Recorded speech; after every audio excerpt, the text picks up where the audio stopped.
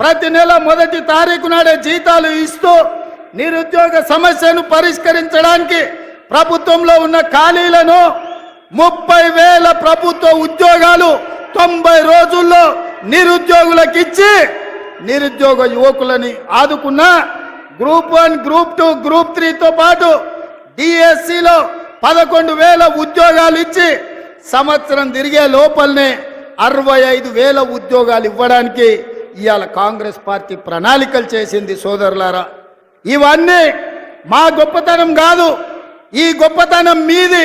ఈ ఖమ్మం జిల్లా 2014లో టిఆర్ఎస్కి ఒకటే సీట్ ఇచ్చింది, 2018లో ఒకటే సీట్ ఇచ్చింది, 2023లో ఒకటే సీట్ ఇచ్చినా ఆ మిత్రుడు కూడా ఇందిరమ్మ రాజ్యంలో ఉండాలి, ఖమ్మంను అభివృద్ధి చెయ్యాలి అని ఇవాళ మనకే మద్దతు ఇచ్చిండు.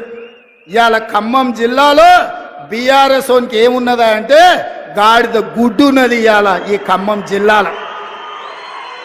అయినా సిగ్గు తప్పిన వాళ్ళు మారలేదు, వాళ్ళ మాటలలో మార్పు లేదు. పొద్దున్న లేస్తే కొత్త బిచ్చగాడు పొద్దు గుర్తెరగాడు అన్నట్టుగా అబద్ధాలు చెప్పుకుంటా బామ్మార్దులు తిరుగుతున్నారు. అందుకే మిత్రులారా, కాంగ్రెస్ పార్టీ కార్యకర్తలు, ముఖ్యంగా ఖమ్మం జిల్లా కార్యకర్తలు మీరు అండగా నిలబడండి. బీఆర్ఎస్ను బద్దలు కొట్టి బొందబెట్టే బాధ్యత నాది. మీ సోదరుడిగా, మీ అన్నగా మీకు మాటిస్తున్నా, ఈ తెలంగాణ రాష్ట్రంలో సమూలంగా నేల మట్టంగా పెకిలించి బంగాళాఖాతంలో బీఆర్ఎస్ను ఇసిరేసే బాధ్యత నేను తీసుకుంటా.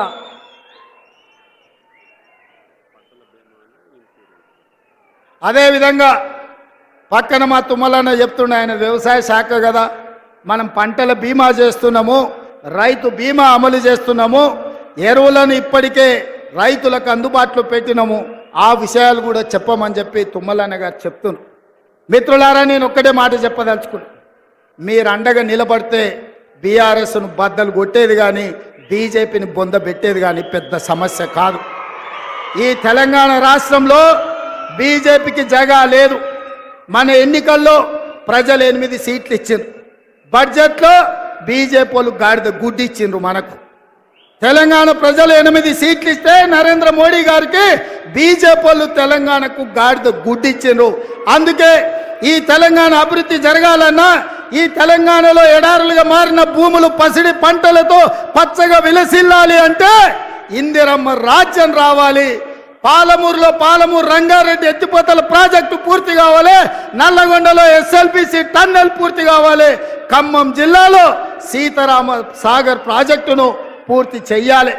ఇవి పూర్తి చేసినాడే ఇవాళ తెలంగాణ సస్యశ్యామలం అవుతుంది. ఈ తెలంగాణ రైతుల కళ్ళల్లో ఆనందం చూస్తాం. అందుకే మిత్రులారా, మీడియా మిత్రులకు కూడా నేను ఒక మాట చెప్పదలుచుకున్నా. హరీష్ రావు గారి సవాల్తో పాటు మా బట్టి విక్రమార్క గారు ఇవాళ ఒక సవాలు విసిరినరు. 100% మా బట్టి గారి సవాల్తో నేను ఏకీభవిస్తున్నా. వ్యవసాయ రంగమైనా, సాగునీటి ప్రాజెక్టులైనా, లేకపోతే సంక్షేమ పథకాలైనా మా పార్టీ తరఫున బట్టి గారు, ఉత్తమ్ గారు వస్తారు.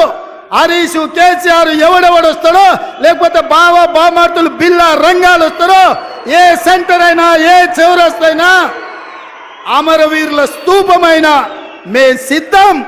మీకు సీము నెత్తురుంటే చర్చకు రండి. 10 ఏళ్ల మీ పాలన, 8 నెలల మా ఇందిరమ్మ పాలన మీద సత్త పెడదాం, సవాలు చేద్దాం. తెలంగాణ సమాజాన్ని న్యాయం చెప్పమని అడుగుదాం.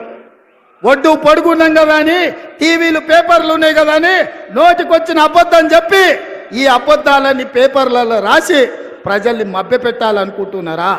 ఇవాళ నిజంగానే హరీష్ రావు, నువ్వు చెప్పింది నిజమైతే, కాంగ్రెస్ పార్టీ పేదలకు అన్యాయం చేస్తే నువ్వే సవాలు విసిరినావు కదా, సిద్దిపేట రాజీనామా చేస్తా అని రాజీనామా చెయ్యి.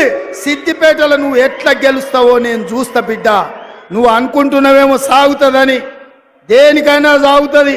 వయసులో ఉంటే పంది కూడా అందంగానే కనిపిస్తుంది, అధికారం ఉంటే నీలాకటోళ్ళకు నీళ్ళు కూడా అట్లనే ఉంటుంది. ఇవాళ అధికారం పోయింది కదా, ఇప్పుడు తెలుస్తుంది నీకు నొప్పేందో, పేద ప్రజల కష్టాలేందో.